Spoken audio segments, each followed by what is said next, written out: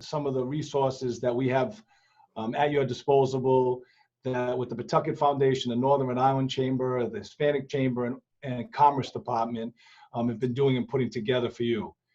I want to thank the panelists for their participation today and the small business group. And for purposes of time, I'll shift it over to Jeannie Boyle, who's the Commerce Director, and we can get going. Thank you, everybody. Thank you, Mayor. And thank you, all of our attendees for joining us this afternoon. I hope that this is going to be a helpful webinar for everyone who participates. I'd just like to go over a couple of things just to give you an idea of what the webinar structure is going to be this afternoon. As the Mayor mentioned, the purpose of this webinar today is to hear from the businesses about what your concerns are, and hopefully we're going to be able to give you important information to address those concerns. Regarding the question and answer format, if you have any questions during the webinar, please use the chat function in Zoom, which is addressed to all panelists. We're going to be monitoring this during the course of the webinar.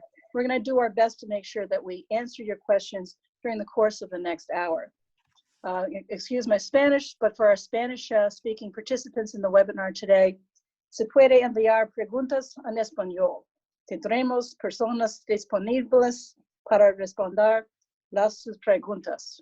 We're also going to be able to submit these in other languages. Our planning staff is also going to work with you on translating the question, and we'll be emailing you with a response. So hopefully that will answer those questions regarding the format. One of the things that we did to try to get an idea of what the business concerns were is that the city sponsored a survey of small businesses in the city of Pawtucket. Over 100 businesses responded to the survey from all different industry sectors, primarily from the food and beverage industry, but we also heard from manufacturers and arts and entertainment sector as well. Not surprisingly, we found out that our Pawtucket businesses have been hurt very hard during this COVID crisis. If you look at the slides that are on the screen today, over 20% have lost 100% of their business during this crisis, and another 26% have lost about 50% of their business. So obviously this has been a significant loss, and they've been severely hurt. And we are going to try to see what we can do to respond to that. In terms of what they're looking for, we found that most of them, of course, your businesses, of course, are looking for financial assistance. A number of you, about 2/3, have actually applied for the SBA programs, probably the PPP and the EIDL, as well as some other sources of financing, unemployment insurance, and also some of the loans that have been made available through nonprofits and through local banks. But unfortunately, that has not been enough. What we learned from the survey is that there's still a need for financial assistance. About 50% of the respondents to our survey indicated that is a top priority, is to continue to receive financial assistance to address the impacts of COVID. Also, counseling and technical assistance continue to be a high priority among the respondents to the survey. So hopefully one of the things you're going to be learning during the course of this webinar today is what are the resources that are available from both the public sector and the nonprofit sector that may be able to address your needs for financial assistance as well as technical assistance. So at this point, I would like to turn over the discussion to Jan Brody, who is the Executive Director of the Pawtucket Foundation, and she's going to be conducting a business owners roundtable, working with some of our local businesses to hear directly about what their concerns are. And this will also give you an opportunity to pose more of your questions regarding your concerns and your needs during this time. So at this point, I'm turning it over to Jan. Thank you very much. Good afternoon, everybody. Thanks, Jean. And what my segment of this webinar is about is hearing from not all of you, but a few of you that represent different industries and who had some issues or concerns or just experiences that I think others can learn from.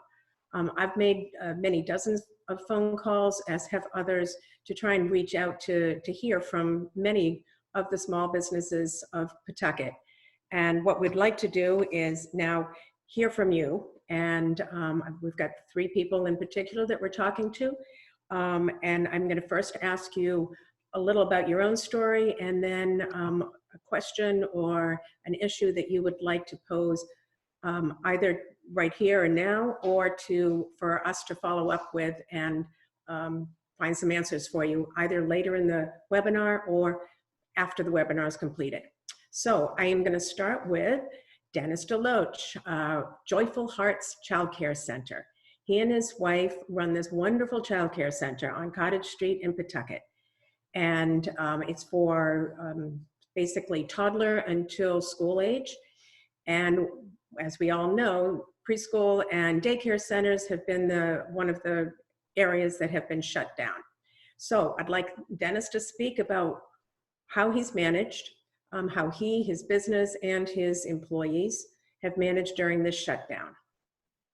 Okay, thank you, Jan. Can you hear me clearly? Okay, fantastic. Yeah, thank you again for having me on. Yes, as you mentioned, my wife and I, we currently operate Joyful Hearts Child Care Center, located in Pawtucket and Cottage Street, inside the First Baptist Church. We opened up in 2011. We've been there since then. We currently take care of 39 families, and we have approximately 9 staff members. We have been hit very hard, obviously, as every business most likely has, except the first responders and some of the emergency businesses that have been able to stay open, restaurants some as well, and thank goodness for them. But we've had to lay off all of our staff in order to be able to weather this storm. So we've been closed since March 16th, and so we had to lay off all of our staff. We had to continue to pay our bills, rent, utilities, etc., out of our personal finances. We also had to cover payroll because when we were shut down, there was still 2 weeks of payroll that was upcoming, so we had to pay that out of pocket. So it's been very challenging.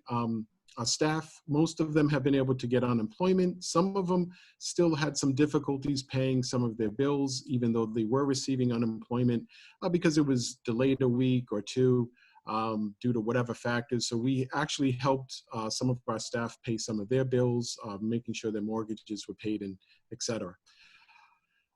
So it's been challenging, but the good news is, and I'm sure this will be very helpful to a lot of business owners that are on this website. We just found out through the Department of Human Services that we're actually scheduled to be able to open as of June 1st. So there is plans in place, not just for us, but for all child care centers that were shut down due to the COVID-19 to be able to reopen as of as of June 1st. And there are just some different regulations as far as ratios are concerned. I can answer those questions for anybody if that's of any concern. Dennis, you might want to speak to just very briefly, what those ratios are, because I have heard that could be a real problem for some daycare or childcare centers that can't operate with so few people. Okay, yes, good question, Jen, absolutely. Okay, so what they're rolling out at this point is that the ratios for all childcare centers will be 10 children per classroom. So it would be 10 children per classroom with a maximum of 12 people in the room. So for instance, if you have 10 children, you could have 2 teachers. That would be a 12 maximum, but no more than 10 children per classroom. So that will be challenging. My center is a smaller center. We're only licensed for 39. We have 4 classrooms. So we will have a little difficulty making sure that we can cover our full enrollment of children because we won't be able to because of the smaller size classrooms. But that is the state mandated numbers at this point. Thank you. And as we all know, people can't go back to work without some of the services that you provide. So absolutely. Really appreciate what you're doing. Oh, thank you so much, Jen. You and I had also talked about something that you might find useful, and you as small business, or like many, we're not all accountants, we're not all financiers or lawyers, and applying for some of these financing tools is tricky. Can you Yes. speak to what might be helpful? Yes, thank you, Jen. Definitely any type of technical assistance. We have applied for the EIDL. We've applied for the payroll protection program. We applied for the Pawtucket development grant that was available. We basically applied for every grant and every loan through the SBA that we could possibly apply for. And one of the things that I found lacking in, not in the Pawtucket, but actually in the state level, or the federal level, should I say, excuse me, is the lack of technical assistance. So yeah, technical assistance I think would be huge, because if you don't correctly give the data that they need, your file is going to go to the bottom of the list and you may not receive any funds. And I just saw that there was a massive amount of lack of technical assistance to help with all of these applications. Thanks, Dennis. And we may be able to address that later in this webinar. Wonderful, Jen. I'm now going to turn to Leslie Moore, who is the head of Core Collaborative. She is a real estate developer, a community activist. One knows many people, has co-working, has retail, has started up something on Main Street after so many years of so little going on Main Street. And Leslie can probably touch on many different topics, but I'm going to start her off with how has she fared? How have some of her small business that are either her tenants or her friends in the food industry, in co-working, and basically serving the various populations that are pretty diverse that she does. So Leslie, take it away. Thank you, Jan. So it has been a challenging time, and we have invited a lot of people into entrepreneurship and felt like, oh no, this is going to be a really challenging time. And so we were on the phones really quickly talking with everyone and asking, what they were going to need at this point. And ultimately, we ended up reducing rents for most of our tenants by 1/3 to 1/2 so that they could weather this time. Because there's a lot of hopefulness that things will sort of get back to something workable, and the people who are here are really excited about being in Pawtucket and in the spaces that they're in, and so they didn't want to let go, but we needed to talk about getting to things that they could sustain. And so for some businesses, it really meant the dollar amount that they had to get to meant they had to share space differently. And so that's been a little work that we've done as a company, is reconfiguring some of our spaces so that our small businesses can operate smaller or differently and share space and it be, affordable for the time being. And so we're doing that with some of our kitchens, and we had already sort of looked at that with some of our co-working space. Now, have any of your small businesses or tenants had to actually shut down, or are they all doing, if it's food, pick up at curbside or other ways of handling it? we've only had a couple who've shut down, and I think it's really because we've said, what do we need to do to keep you here for a couple months while we see what happens? And so most people have stuck in, but only a few are operating. And those are the food and folks who had more retail that they could mail out. And so the food folks are still operating. What they are saying is they're getting business. It's probably, maybe a half of what they were getting before. And so it's still challenging, but they feel like it's worth it to continue because they need to stay relevant. People need to know that they're still around, and they've worked so hard to sort of be known in the community, and they feel like, they need to do things to stay, so that people can pick it right up when things change a little bit. So the businesses you're describing are not some of those that are going to be opening June 1. They may have to wait until phase 1 part B or after. Do you have a sense, are they going to be able to come back, and what kind of assistance, whether it's Are they managing their rents both in their businesses as well as in their homes and their apartments? Are they going to be able to stay solvent? So we're really taking it month by month, and people don't know. Yeah. You know, some folks, what's true is most people here have micro businesses, and so they have a part-time something else, and that's been true for a lot of our business owners here, and they've got, you know, family members that help but also have other employment. And so some of them have sought unemployment, and it took a little while to figure out if that was going to work. And so really, I think there's a question mark that's still there, and that we check in with each month to see where we are with, where everyone is with things. I think you and I had spoken about not everybody can qualify for P3 or either round 1 or round 2. And so what it sounds like is that those that didn't qualify, if you can explain some of the people that didn't, they went on unemployment instead. Is that fair statement? Some went on unemployment. Some of the businesses, they're really just trying to figure things out. One of the challenges that some of the business owners had was that they don't have employees. And that's really made a big focus of 3P, is that you're trying to maintain employees. And so these micro businesses weren't even set up to have payroll even for the owners. And so that's been a real challenge as they've, you know, tried to communicate the business that they have, and that there is a loss, but doesn't sort of roll out the way that it's being asked for. Leslie, this is Don. I'm sorry, I'm just jump in because you know me, I can't sit still. So I just help, and we can talk about this later because there's a lot of things. And one of the things Dennis had mentioned is technical support. So heard you, you know, and again, it's very easy for me to sit in the 50,000 foot view, but can you help me, like, because one of the things we're trying to figure out is government, we can talk about how we help you offset your taxes as a property owner and what the council and the administration do to offset that.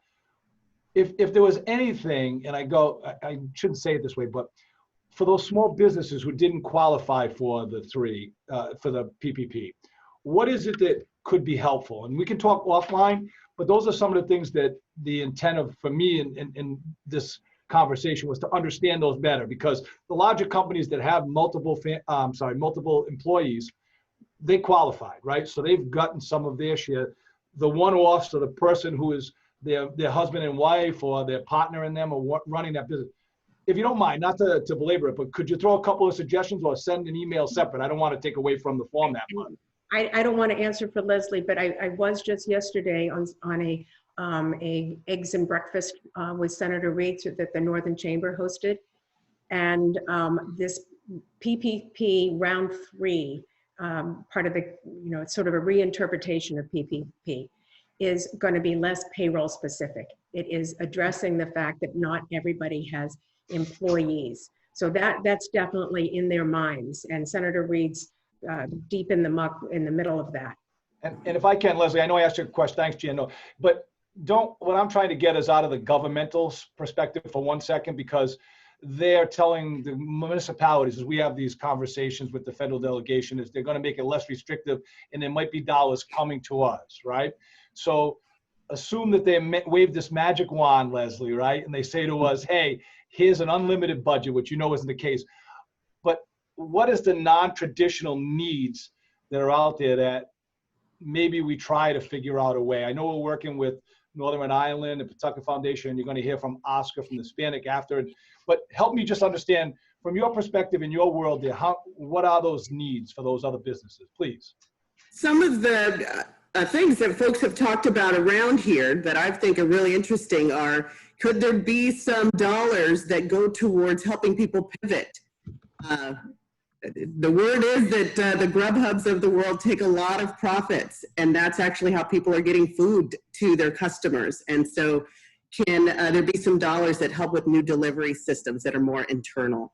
We've heard conversations around, can we, what are the rules? You know, we don't know, but what are the rules around pickup windows? Walk-up windows, I guess is the word for it. so that if we know, we like people walking around, we think that that's probably, people are going to be less interested in coming indoors for a while. Can our company support our tenants by offering alterations to the building that make this season work better? So we've heard things like that. And then there were a couple examples that people have brought up in other cities that have done sort of lending fundraisers, and the small businesses had to participate. They had to get people to donate to the fund, and then the the foundation would match it or something like that. That really just meant that everyone was working together to get some more dollars into the pot that was very specific to these small and micro businesses. Thank you, Leslie. So before this segment runs out of time, I'm going to turn it over to Bill Kirby, who is the head of CEO, president of New England Paper Tube, Reinvented. And Bill is part of the manufacturing sector. So one of the businesses that has not been shut down, but clearly COVID-19 has impacted his business very directly. And I'd love for Bill to share his story a bit, and to also talk about some of the changes in protocols that he has mentioned to me. So go ahead, Bill. Okay, thanks, Jan. Thanks for having me. Like you said, we are a small manufacturing company. We're fortunate on several fronts. We service the military, so we are considered essential, so we have stayed open. We haven't had to have any layoffs at this time.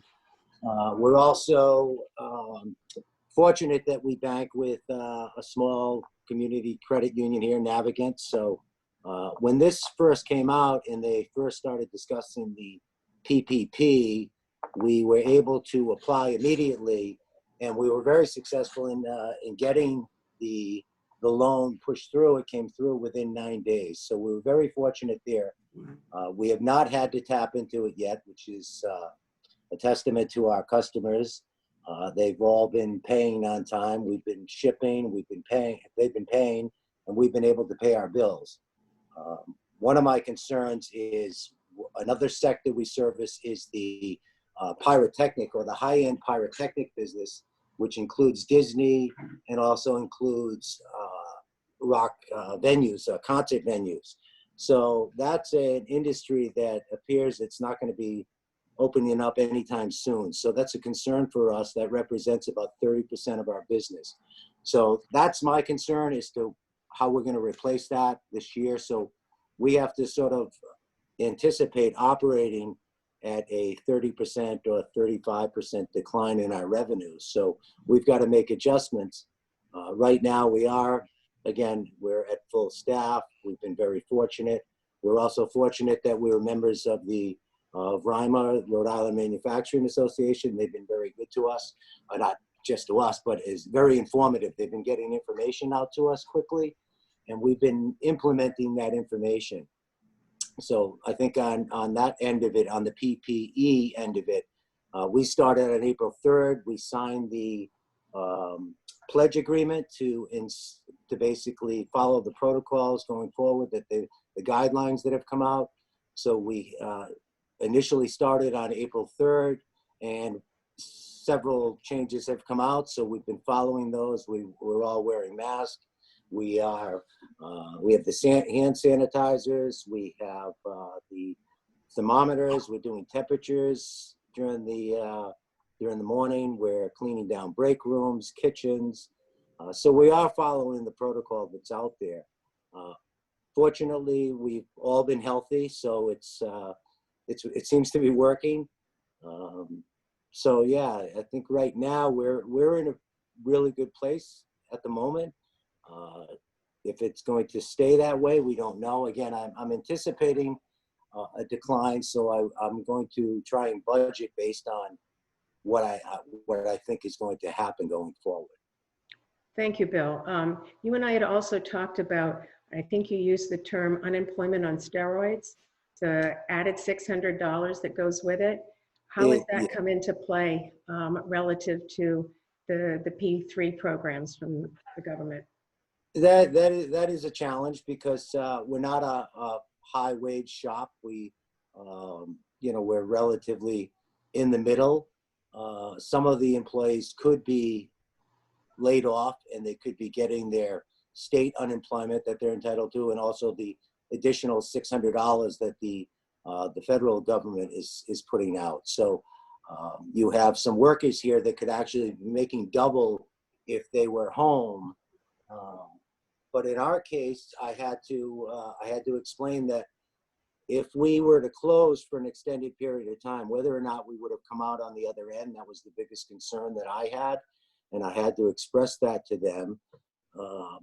And it's, again, from there, I can understand their point of view, because they could be earning double what they're making today and not having to come to work and have the risk of going out.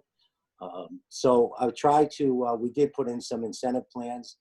Obviously with the additional support of the PPP loan, we're able to offer a little bit more on that end. We do lunches, we do, if we hit certain established goals, we've been able to give them bonuses. So, but we're not in a position to close. Unfortunately, hopefully we remain healthy and we can continue to work. But right now, if we were to close, and I've expressed this to them, that yes, you may be able to get that kind of money for the next 13 to 20 weeks. But after that, long term, I think they understood that they'd rather have a job here than not know and have the uncertainty of not having the job 13 to 20 weeks out. Thanks, Bill.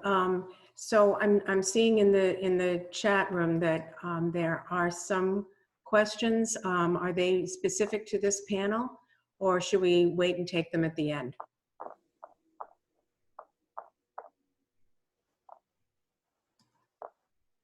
I'm guessing we're taking them at the end here.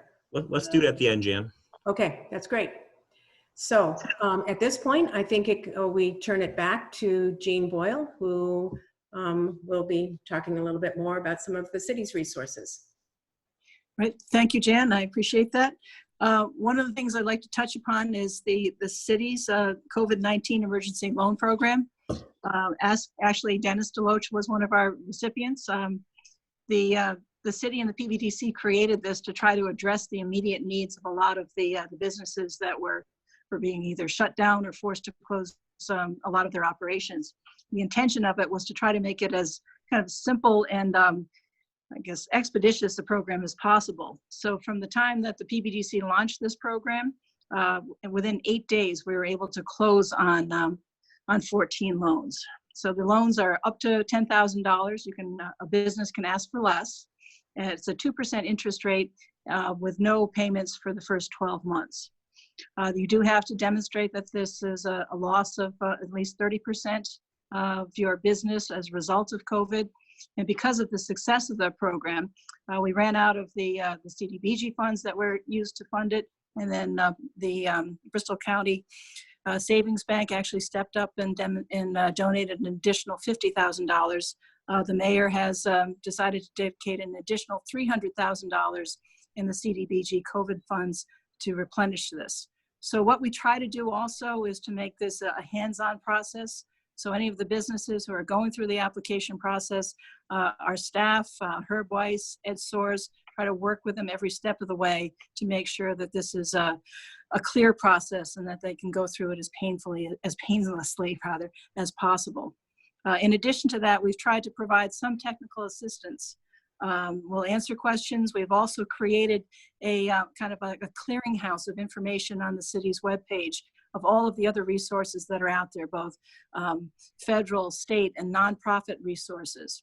We created a special website address, businessassistance@pawtucketri.com, so that there would be one place for businesses to seek that information, and then we can dispense them to the other resources.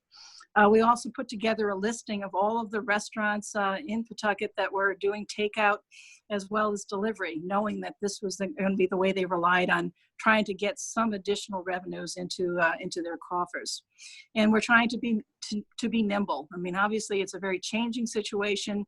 We're identifying different resources every single day, and at the same time, trying to identify what those differing needs are of the community. So I'm sure that this is, stay tuned, because we want to hear from you and find out how we can adjust what we're providing to meet your needs. So at that point, I think I'd like to turn it over to the people from to Liz Catucci from the Northern Rhode Island Chamber of Commerce, who has really been so involved in finding out what those resources are that are available to our businesses. Liz? Thank you, Jean. That was so nice. And thank you for including me today. I wanted to just start off by quickly thanking Dennis, Leslie, and Bill. When I think of what we're doing here at the Chamber, our most important job is to be a voice for all of the small businesses in Northern Rhode Island. So hearing that feedback today is very helpful, partly because we are working with other panelists. You're going to hear from Commerce RI later. But all of the information that you provide to us, we feed that back to them, and they're taking all of that information into consideration as they're planning for this rephased open, which I know we are excited to get underway. So I wanted to just let everyone know, if you're not a member of the Chamber, you still can have access to all of the things that we offer right now. Our website is a great resource. I think it's listed below there. So that page that's mentioned has updates on all of the current executive orders, what restaurants you can dine in Northern Rhode Island, federal programs, state programs, local programs like what we're doing in Pawtucket. That's kind of just one long page, but it has a ton of information there. And I think it's a great resource because I'm not sure if you feel this way, but we are getting inundated constantly with new information. Things are changing all the time. So we are constantly updating that website. As soon as we get the information, we're on it and we're changing that. If that's something that doesn't work for you, we're also updating all information on social media. So you can follow on our Facebook page, you can follow on our LinkedIn page. Those are also really great resources as information is coming out. We get it up immediately, get it posted. So please check that out. And then for other resources, we're hosting virtual seminars right now. So I think Jan was kind enough to join us on our call the other day with Senator Reed, which was a great opportunity he literally, he didn't speak that long. He was just there to answer your questions, which I think is really, really important right now that we had access to him.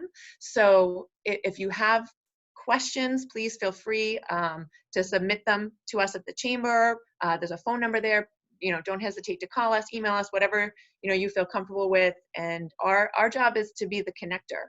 So I always joke and say, our team knows a little bit about a lot of things, but we do know who you should be speaking with. So if you call the Chamber and you need to get in touch, you have a question about unemployment, you haven't heard from anybody, we can direct you to the right resource and get you an answer. Somebody mentioned technical issues. So Commerce RI is doing an amazing job with that. We can set you up and connect you with somebody at Commerce RI so they can assist you and they can help you through that program. I'd also like to mention when it comes to filling out these loans, PPP, I've looked at those applications and it's overwhelming. I know it's been overwhelming for a lot of our members. The best thing you can do is have a conversation with your CPA or your attorney. If you don't have a CPA or an attorney right now, Duffy and Sweeney offers a hotline. You can call, there's no charge. You can call, you can have them walk you through that process. I know Commerce RI is going to tell you they have a resource for that as well. We have something coming up. We're going to have a CPA on a call Monday, May 11th, and she will be there to answer questions you can have and help you walk you through some of that process. So again, I would encourage you, go to our website. There's also a list for events there, and that has all, I won't bore you, I won't list them all. We have numerous virtual seminars coming up. Again, they're free. Please, please, please take advantage of them. We have one coming up on digital marketing, cybersecurity, Zoom, social media marketing, all kinds of different things. But please, please, please, I beg of you, use us as a resource. That's what we're here for, and I hope to hear from you. And so that's it on my end. I will pass it off to my teammates at Commerce RI. I think Chris Canada's on the call, and I'm not sure if Matt's here yet, but they have been a wonderful, wonderful resource for us. And if you haven't been to their website, check it out. Anything you could possibly have a question about, they have it listed there. So thank you very much. Thank you, Liz. Thank you, Meg Rabian, Jean Boyle, and team. This is Chris Canada at Commerce, Rhode Island. It's a pleasure to participate in this webinar today. I want to introduce you to my colleague, Matt Sheaf. He works in the Executive Office of Commerce with Commerce Secretary Stephen Pryor. And I'm going to let him kick it off since he is intimately involved in so many of these initiatives. So I figured it'd be worthwhile for you to have his information first. Thanks, Chris, and thank you, Mayor, and everyone for having me participate today. Just want to talk about two general topics before I turn it back over to Chris. And the first one is on the PPP loans, the SBA federal loans. And I see Oscar in one of the boxes on my screen. We're told there's probably about 2 more days left for small businesses who want to get a PPP loan processed in order to get those loans over the finish line. We've really made it a priority to reach out to small businesses or who are unbanked or have not had any luck with their traditional banker in getting their loans processed because of a long queue or just not a good relationship with the financial institution. And I want to say thanks to Oscar because we've partnered greatly with him and with the United Way and the Black Business Association to really get out into the community to those businesses that are unbanked.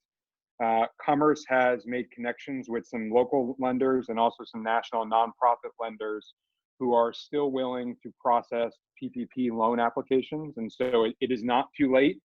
If you are hearing me or if you know of a business who is trying to get their loan over the finish line, gave up the first time and still wants to try, it is not too late. You can email Oscar, you can email Liz, she can put you in touch with us, or you can email directly ppp@commerceri.com, and we will connect you with that lender to get you over the finish line and get your funds. So I wanted to make a plug for that. Secondly, I'll just briefly talk a little bit about reopeningri.com, and I want to thank the mayor and his team's partnership. Since the governor launched the reopeningri.com website over a week ago, we've heard from businesses from all across the state. I think on day one, we got over 1,300 suggestions by different industries on people's recommendations on how they could open their business safely and thoughts for us to consider. And as it says up on the screen, our first phase is testing the water. And as the governor talked about, we are going to test the water, dip our toe in the water in a slow and safe manner, listening to the guidance from our colleagues at the Department of Health. I will note it's not fast enough for any of us. We know businesses are really struggling and want to get opened as fast as possible, but we need to do it in a responsible way so we don't have another spike. So you heard the governor talk about in phase one, retail stores will be allowed to open under new guidelines and sizing restrictions, basically 1 customer per 300 square feet. And then you heard about restaurants. At some point in phase one, we'll be allowed to do some outdoor dining. Today, the governor said there's going to be general business guidelines and requirements for all businesses and retail posted on the reopeningri.com website tonight. So encourage you to tune in, check those out. We're going to be doing a Facebook Live tomorrow with our colleagues from Health and Commerce walking through the business guidelines. But we're here to work with you. So if you're a gym or you're a hair salon or you're a close contact business or you're a corporate office and you have ideas or you have questions, I want you to reach out to us through the website, reach out through Liz, through the mayor's office. We're partners in this. We're figuring this out together. None of us have done this before, and we want to do it the right way. So with that, thank you for letting me be here today and look forward to continuing the conversation with all of you.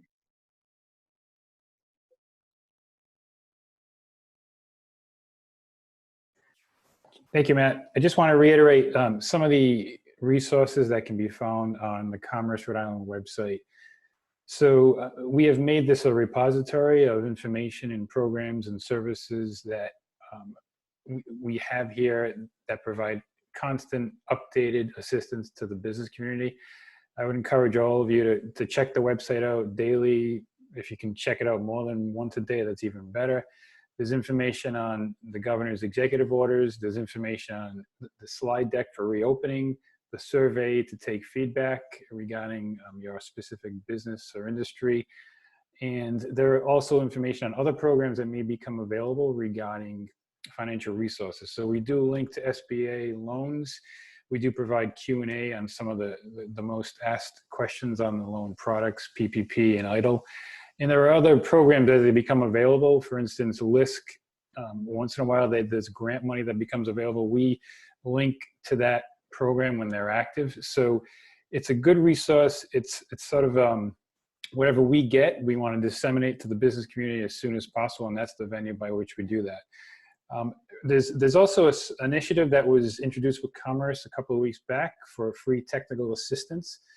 We understand many businesses are struggling to transform their technology and continue operating during the suppression phase and the reopening phases of the COVID pandemic. So we've partnered with Rhode Island tech leaders to offer free coaching sessions to help make this transformation easier. And that ranges, again, it's on the website, it's on a tab on the right side of our site, but it could include home office setup, internet home office software, running businesses remotely, e-commerce related assistance, marketing, online presence, food and beverage, online presence, delivery service. So all the technology that goes along with that, we have experts in the state from key companies providing free resources to small businesses. So I would ask that you take a look at that, see if there's a need and if maybe there's a way for you to continue to operate during the reopening phases, and technology can play a key role in helping with that. Also, just quickly, our marketing and tourism team is working with Rhode Island Monthly to sponsor a new Shop Local tab. So it's a way in which we're trying to offer support for local retail and restaurants. This would be a Shop Local tab on their website, and it's dedicated to a landing page devoted to curated content.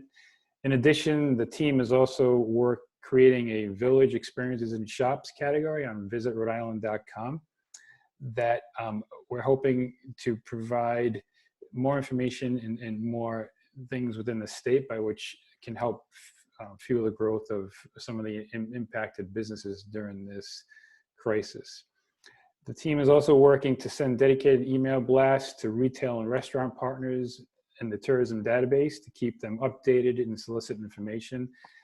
And they're building a list of restaurants offering outdoor seating to promote them in the same manner in which so many others are trying to do. So there's a lot going on. There's a lot of different initiatives underway.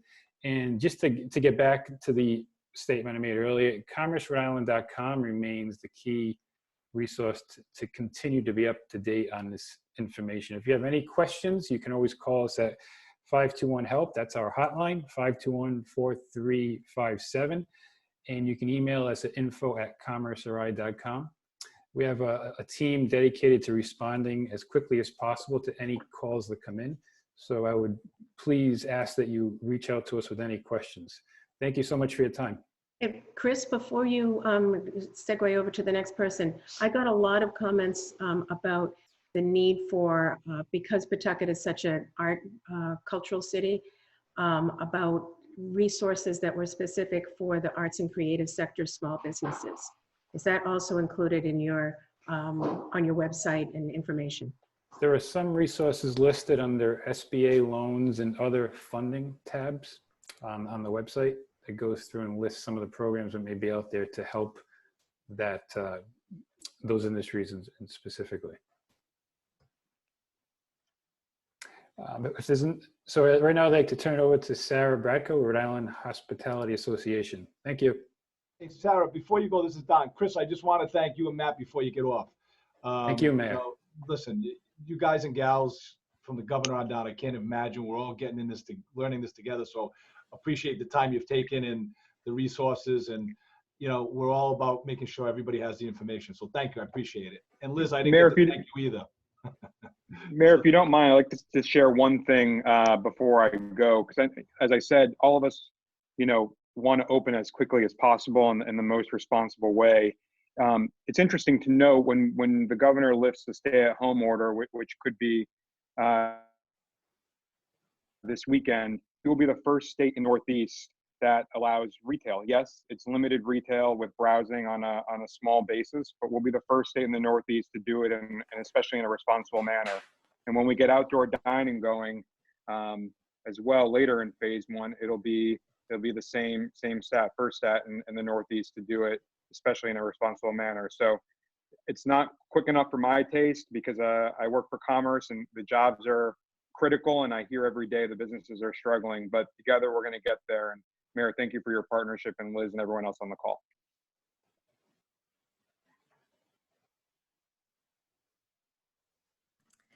All right, well, thank you. I wonder if Matt directed that at me, because I'm always saying, what are we doing next? What are we doing next? But for those of you who are familiar with the Hospitality Association, we are the trade association for restaurants and hotels throughout the state. I want to thank the mayor for his leadership on this issue. The biggest thing that any of us can do right now is communicate with business owners and our employees to make sure that people know what's going on. I think the hardest thing, certainly for our office, is that we are always used to being the people that have the answers, and there are, in many cases throughout this whole thing, there just aren't answers during this thing. We've been very lucky that we've had really wonderful partnerships with the governor and her staff as well. Commerce has been great, answering our many emails and texts that we send them a day. So we're very appreciative that we have the team working for us on the state and local level that we do. As far as what the association is doing, we are, in some ways, our work has not really changed. In other ways, it's changed a lot. Our primary goal is still to advocate for our industry and to represent the voice of the hospitality industry throughout the state. We have been working, our entire team is working 7 days a week to ensure that the federal, state, and local elected officials know what the impact of decisions have on the industry. We have been very active when it comes to looking at what the reopening is going to look like, and ensuring that, you know, the hospitality industry is it's unique in a lot of ways, and we're very public facing. So we want to make sure that some of the nuances are expressed. But we're also continuing a lot of our education and training. We have an entire 501c3 that is dedicated to training our employees, our employers, and anybody in between. And our training staff has really started focusing on training on food safety. We've always done a lot of food safety training, but we've been working on ramping that up. It's been a little bit of a challenge to figure out how we do that training virtually, because a lot of it is based on in-person training, but that has become increasingly important, particularly as we look at what the reopening is going to look like. We have also opened up a free membership to non-BRIHA member restaurants during this time, understanding that communication, as I said before, is vital, and to make sure that people are all on the same page about what we are doing. We're now turning over to what we hope the recovery is going to look like. We are in constant communication with other state restaurant associations around the country to ensure that we are learning from what they're doing, they're learning from us, and looking at what makes sense from a practical standpoint, from a business to reopen. Sometimes it's a matter of saying, look, don't do that, even if it delays us for 2 days. We'd rather have it done this way. And making sure that we balance the very real public health crisis with the very real economic crisis that our industry is feeling. We're also looking at some structural things long-term that will make the industry stronger. That includes very seriously looking at how third-party delivery systems operate. In many ways, they are engaged in what can only be referred to as predatory behavior, charging up to 30% for deliveries, hiding fees charging restaurants. And that has become, it's always been an issue. It's something we've been looking at for several years. But as the industry grows increasingly dependent on these delivery services, their business practices have been called into question. So we have been working with some municipalities on that as well. We are working now on rolling out what the outdoor dining guidelines are going to look like. We have submitted a formal list of questions to Commerce along with certain policy requests, such as let's not have the first day be on a Friday because we're going to need some time before the weekend to kind of figure out how things work. And we're hoping that we will get that guidance. I know they said we'll have some of that today as well. So as much as possible, we're here as a resource. We have an entire area on our website devoted to COVID-19. If you have questions that you'd like to ask us, feel free to send me an email or anyone on our team. And we are really here as a guide and a resource for not just for the industry, but for the business community and for the elected officials that are trying to navigate this thing that we're in right now, for lack of a better word. So thank you.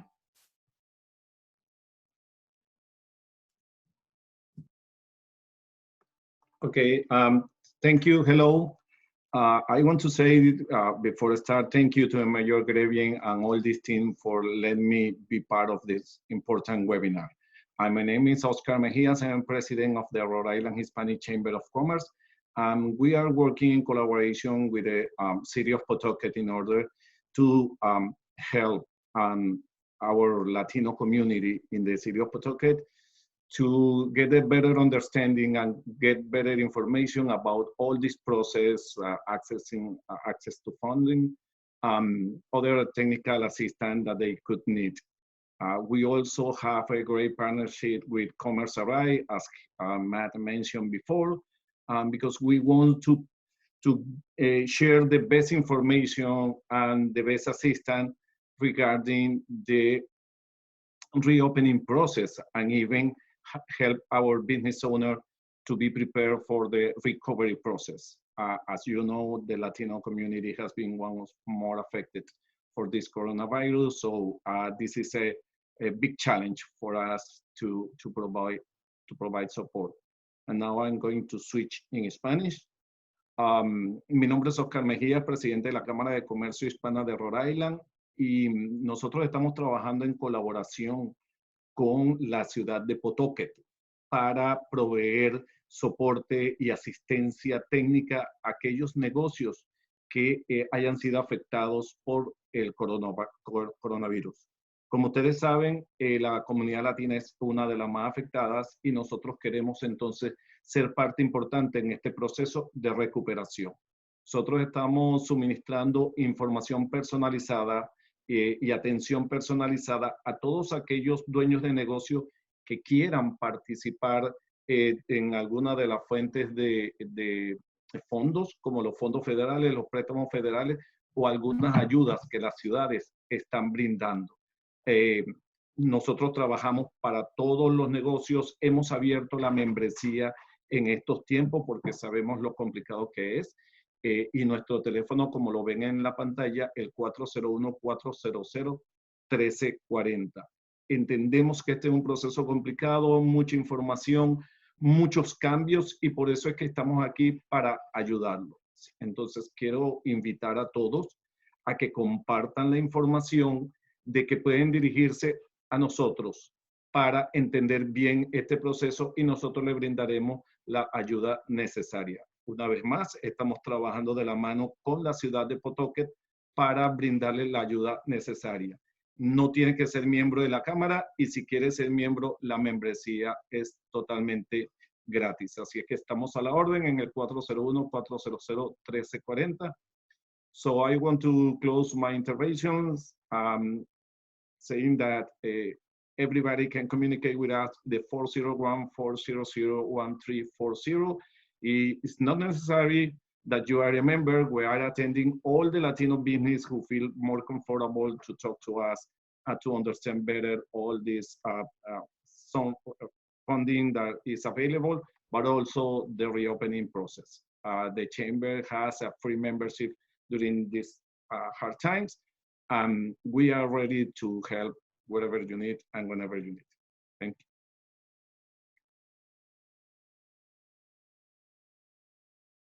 Hey, if I can, Oscar, thank you very much. And again, thank you, Sarah. I didn't get to thank you both. Oscar, now, can you translate that into English again? Just kidding.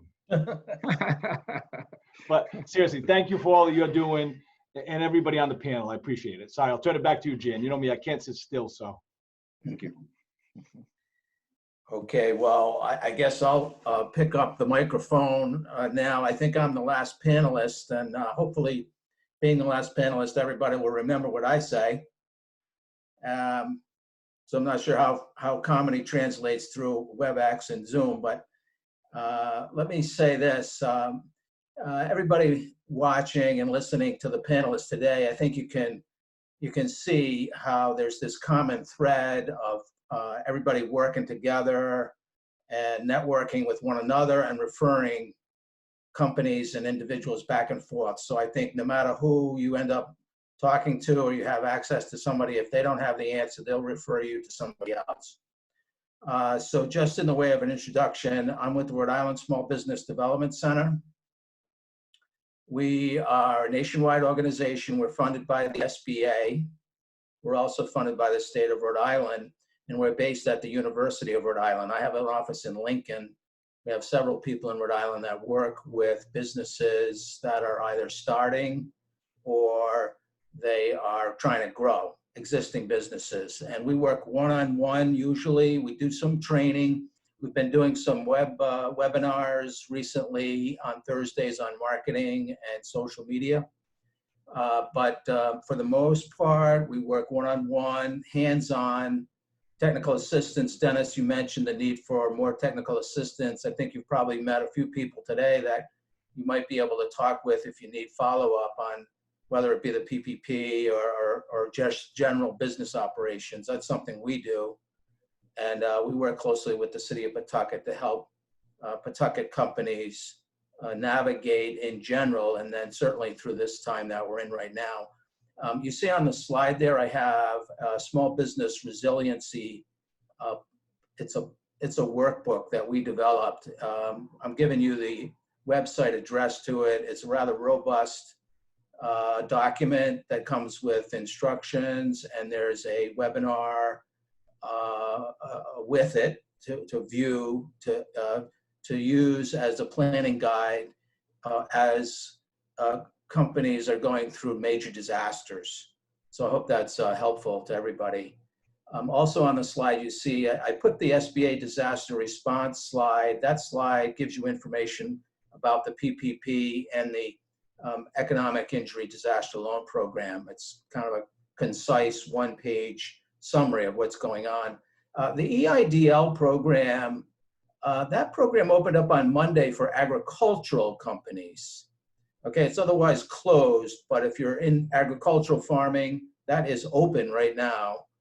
The PPP, one of the advantages to working at home is I was able to turn on the TV and I watched CNBC, and I found out that there's about $100 billion left to loan or give out as part of the PPP phase 2. So that's quite a bit of money. I don't know how long that's going to take. Matt was thinking it might take a couple of days. That's possible, but you know, we're in the 11th hour of that program. So if you're interested, definitely follow up with your lender, or you can talk with me. Somebody asked me to talk about the Express Bridge Loan. That's a really small lending program by SBA. It's not being, people are not using it now while the PPP is open. So that's, I wouldn't advise pursuing that now. And the Main Street Lending Program, that is really for medium-sized companies needing $500,000 or more. So it's not a small business loan program at all. But if you're a medium-sized business and you need a lot of capital, that could be the program for you. I know we're running short of time, so I just want to quickly mention the communication that's so important now as a business owner.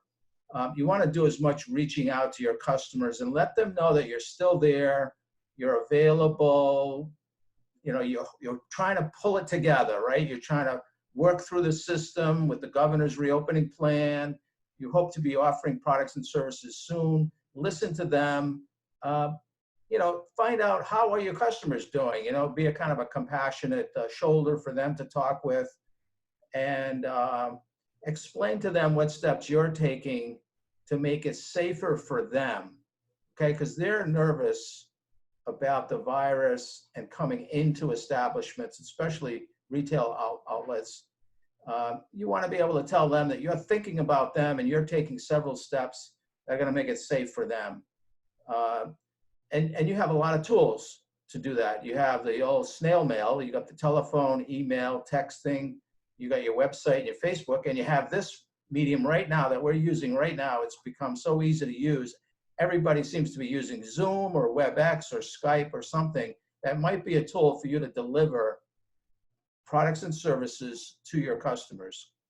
And then lastly, we're all kind of in this startup phase. As things are beginning to get rolling here, just try to think back to the first days when you opened your company. You didn't have any customers, and you were hoping to get customers, but you didn't know when or how many. And so that's kind of, we're in that phase right now.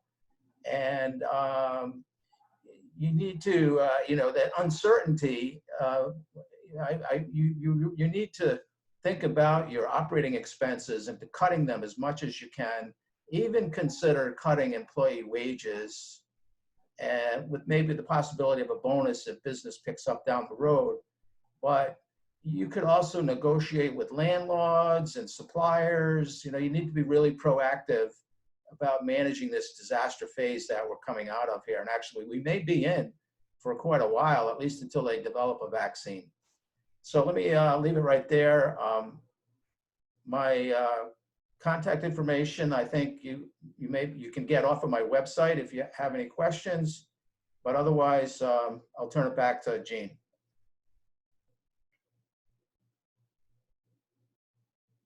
Or the mayor. Maybe I should turn it back to the mayor.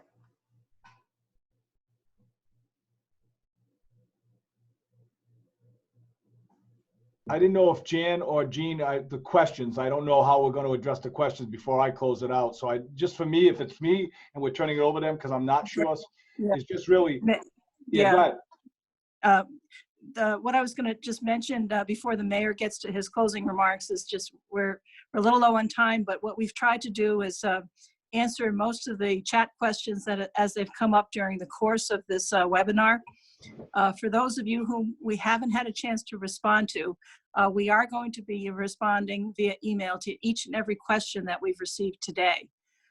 So we have your email information, and we're going to be getting back to you, and either through the planning department or from the expert panelists that you heard today. The other thing that we'd like to do as far as a wrap up is, and the mayor will also go into this in his closing remarks, is that we are going to look at possibly creating another webinar or a series of webinars to kind of focus on some specific information that comes about as part of the comments and the questions that we've gotten today, and try to get into in greater depth in particular topics. But I think that this has been, there's been a lot of information that's been given to people, and we do want to be able to make sure that each and every one of your questions is responded to either today or within the next couple of days. And I'd only like to add that at the end of my session, I was too busy looking at the chat questions to do a personal thank you to Leslie Moore, Bill Kirby, and Dennis Deloche. Thank you very much for joining us and taking time out of your days to be part of this. And to everybody who is listening in, if you want to add a chat of where you'd like to see a next webinar be focused, please add that in. Thank you. Thank you, Jan. And also, if there's any questions that you haven't had a chance to enter into during the chat function during the webinar, just please add them now, and we will absolutely get back to you with responses. And at this point, I would turn it over to the mayor for his closing remarks. And listen, mine was just closing thank you. And thank you for all the panelists and everybody else that participated. This is, I'm sure, the first of many. I think it was Dennis is joking, some of his old timers, getting used to the technology, and this is going to be a whole new way.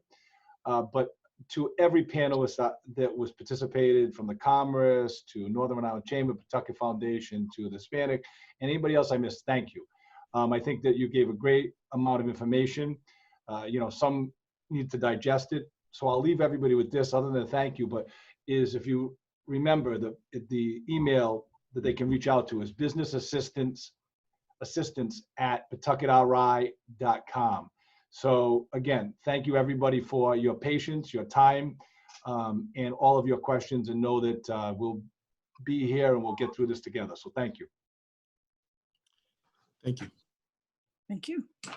Jean, this is Sue Mara, Planning Director. I've been monitoring the chat during the session, and one question that came up a couple of times, but I think that maybe Northern Rhode Island Chamber could respond to it now and people would hear it, is about the access to cleaning supplies and the things that are required for their reopening. It sounds like they may have some additional information soon, so if she wanted to speak quickly on that, that might be helpful for some of the folks who are listening still. Sure, I can just touch on that very briefly. Please, this is still all in the works, but I know we've heard from a lot of smaller businesses that are having a lot of trouble. I know even at the chamber ourselves, we're having trouble getting hand sanitizer, Clorox wipes. So we've had that conversation because all of those things are going to be required when you reopen. We've had that conversation with Commerce RI and the governor's office, and they are very aware. They've talked about a possibility of being able to maybe supply those items to the smaller businesses as we start to phase the reopen, not forever, but maybe just in the beginning. And I know they're looking into that now. We have weekly calls with them. So if that's something that they can do, I know they're gonna let us know as soon as possible. And I'll make sure I get that information out to everybody. I hope that helps. Thank you, Liz. Was there another quick question that we might be able to respond to, Sue, among the chat questions? Another sort of grouping of questions are related to, there's two more that I'll mention. One is related to the reopening schedule and information about that. And I don't know that we're going to be able to answer that question, but maybe someone on the call, either Liz or someone else, could talk about who to contact with those type of specific questions would be helpful. Sure, so I can take that one. Again, they haven't confirmed that May 9th will be the reopening day to start phase one. It sounds like that's what is going to happen. If you go to the commerceri.com site, you will see kind of how they have phased it out. So right now, I think there's guidelines for the small business retailers, and some of those guidelines include one person per 300 square foot. All of that information is there. I've got a lot of questions around the restaurant because there's an assumption that they can open right away, even this weekend in phase one, if they have outdoor dining. And that has not been stated yet. The plan is for that to happen later in phase one, and that information will be coming. But what I ask people to look at, I know there's not specific dates, but if phase one did start May 9th, they're looking at kind of 2 weeks of watching the trend. So my thought would be, if May 9th was the date, 2 weeks from that, if barring the case numbers don't go up and we still stabilize, we would be moving into phase two. And again, that's just an estimate. It could be more like 2 to 3 weeks, but they are trying to base it around that 14 days. So just keep an eye out. The governor, actually, I think you can be added to her email list. She sends out a press release almost after every single conference that she gives. So if you miss the conference, it's okay. It's hard to see her every day, but she gives a really quick update. And then we also try to share that information on our social media daily, especially if it's business related. So please check out those sources. And I know Oscar's probably doing the same. Other chambers are doing the same. So there's a lot of resources out there. And was there a last? Yep, thank you. And there are some more specific questions related to, but I'm gonna probably, when we respond, we're gonna refer them to you as well. And then the third sort of general category of questions is related to the PPP program, and a lot of the businesses don't necessarily have numbers of employees that they're paying or have paid, and just had some questions, and I'm not sure who is the appropriate person to answer that, but they're looking for some guidance on that. So at least if we could find out, you know, who to direct that question to. Dennis, would you be able to respond to that? All right. You could send those questions if you wanted to me, and I'd be happy to reach out to give them a source for some more information if that's helpful. As well as Dennis. Yeah, no, and then Dennis as for well. the commerce or For the pursuit commerce. planning, we can figure that out, who it goes All right right. to. No, Yep. appreciate it. He probably, Yep. Dennis was already got off, the other Dennis. Yeah, it looks like I can't see him. So Other Dennis. Dennis M. yeah, but absolutely, all the questions here, if they're more specific or if we're not getting to them, we're going to respond to you with, you know, who the right person to respond to, and also some additional information. So thank you for putting the questions, and you know, keep putting them in there if you have more. Okay. Okay, thank you. Thank you, Mayor, for doing this. No, it's good. Thank you, We'll Mayor. keep doing them, so please feel free to reach out, everybody.